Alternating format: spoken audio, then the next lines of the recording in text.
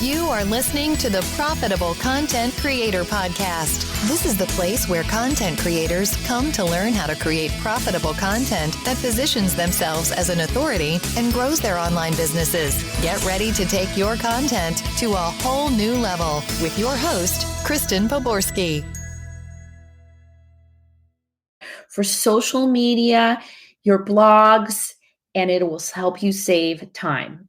Hi, I'm Kristen Poborsky, and I am a content marketing expert and implementation specialist. And today I want to talk to you about my 5 hacks. Okay, the first one is start small. Number 2 is research.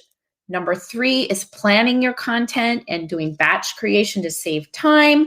Number 4 is about repurposing. And number 5 is not trying to do it all yourself. So those are just the topics I'm going to talk about today. But before we dive into that, I just want to do a quick introduction. I am Kristen Poborsky, and I help healers, life and business coaches dial in their content creation strategy and help them implement it so that they can use it to attract more customers and prospects into their practices. Okay, so let's dive into today's topic, these 5 hacks that are going to help you create great content, save you time, and get your content out there, seen and heard all across social media. All right, so the first one is start small. Okay, I am in the middle of teaching a year-long content creation program. And in my coaching program, everybody's like looking at me. We're at the point now where we're going to start creating content for all of these different platforms, Pinterest, Instagram, Facebook, all of that. And they're all looking at me like, whoa. And what I tell them and what I'm telling you is that start small. You don't have to be on all of these platforms all at once or even ever. So what you want to do here is really start small, pick 1 or 2 and get your content out there. So what I like to do is we generally create content that gets rotated on evergreen out on these platforms, the 3 platforms, which would be Instagram, Facebook, and LinkedIn. I'm not really into Twitter right now, and then we'll do the same over on Pinterest, but that's usually after I get these 3 things kind of up and running, the machine going, things like that. So we start small, start with doing that, then we get into creating more specific content.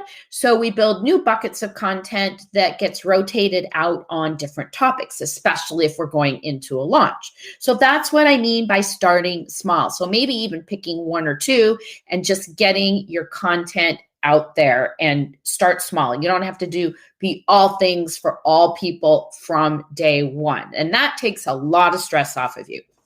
So the next one, and this is the basis of what I teach in all of my programs and what I do for my clients. And it's all about researching and finding hot topics. So the hardest thing to do is really to know what you should be talking about. So you really want to do your research and see what your market is wanting to hear from you. So that means you've got to decide, what are my topics that align with my business objectives? What services am I providing, and what topics that I should be creating content around, videos, opt-ins, all of that needs to align with your content. So you want to get those content categories built. And then once you do that, those are your topics. Then you got to start researching different topics. And then you're going to be really measuring and seeing what works and creating more of that, and then pulling in some pieces that are new items, new ideas to research or to try out, and measuring those. So research is super important. You don't want to go out there with just doing some of this, some of that, oh, I don't know, maybe this sounds like fun. Don't ever do that. There's all kinds of resources that you can use to find hot topics. And one of my favorite is YouTube. I use it all the time to find hot topics. It is super easy to do that. Okay, so next thing is to plan your content calendar and start batch creating. So what you want to do is build a solid system for creating your content and getting it out there. First of all, is now you've got your content ideas, you know what you're going to do, you're going to research it, and then you're going to put it into a plan every single week. I'm going to talk about this, that, and the other thing. So I have my content plan all figured out for the next quarter. Everybody who is a client of mine or in a program of mine, we've sat down and created a 6-month plan for my students. And then for my clients, I usually do it quarterly. We sit down, go through what's been working. Then we sit down and create a new one.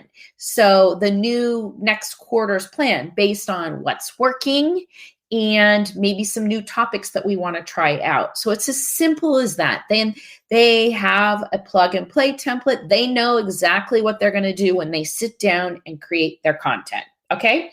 So once you've done all of that, then you've got pieces of content. What I want and tell my clients and my students to do next is to repurpose your content. So what you're basically, I want you to really rethink about what you think is repurposing. So what I'm talking about repurposing is creating a multimedia experience for your content. So how I do that is with my restreaming, like I'm doing right here, I'm on video. When I'm done, I will have a video that I can cut up into smaller pieces, use it on multiple platforms. So I've got more of that. I also have audio content that I can then use on a podcast.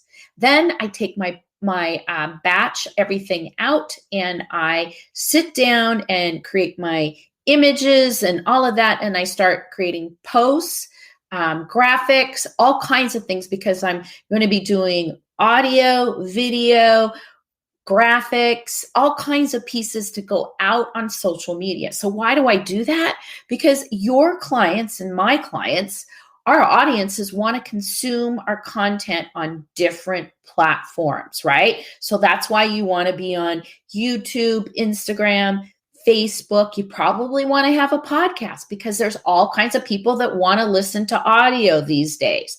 So this is what's so great about having a system and being able to repurpose your content because you're able to pivot on the trends that are happening out there. It used to be that you wanted to just have written content. Well, now that's not important to your audience, but it's still important to Google that you have written content out there. So this is how you can create some of both and then pivot and be able to put your focus on what is really hot and happening and what your audience wants to hear from you. Okay, so hopefully I've built a case for repurposing your content and creating a multimedia experience for your audience. Then last of all, this is one of the biggest mistakes I see people make. They try to do it all themselves. So what I tell my students is hire a virtual assistant. It's so easy to go offshore, hire a virtual assistant these days, and have them help you batch create your content, promote it out there, put it in your evergreen content rotation system, all that stuff. You should not be doing that stuff.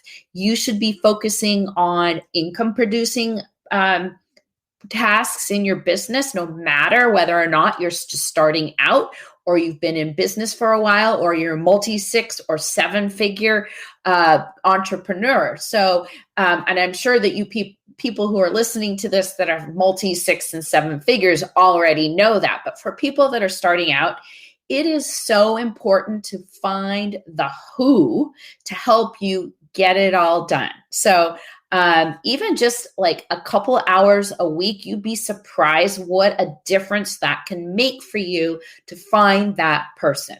Okay, so let's wrap this all up. Here are my 5 hacks, my 5 content creation hacks that will help you create better content for social media, for your blogs, and save you time, okay? So I'm just going to recap the list really quick. Start small, research your topics, build a content plan, and batch create. So I kind of went through that a little bit in what I was talking about, but you want to just kind of sit down and not just create one piece every single week. You want to kind of sit down and do multiple pieces, okay?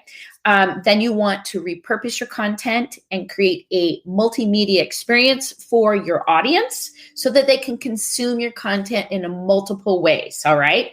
And then last of all, my biggest one is don't try to do it all yourself, okay? So don't try to do it yourself and don't try to be everywhere all at once. So go small, get a little help, and follow those other steps. So for those of you who would like some help with your content creation efforts, I've created a guide. It's down in the notes. It is my content creators roadmap. It's going to help you start creating profitable content that will help you attract more customers into your coaching practice. So leave me a comment. Let me know how you like today's topic, and I will see you soon. You've been listening to the Profitable Content Creator Podcast, where content creators go to learn how to take their content creation to the next level. If you love the Profitable Content Creator Podcast, we'd love for you to subscribe, rate, and give us a review on iTunes. Until next time.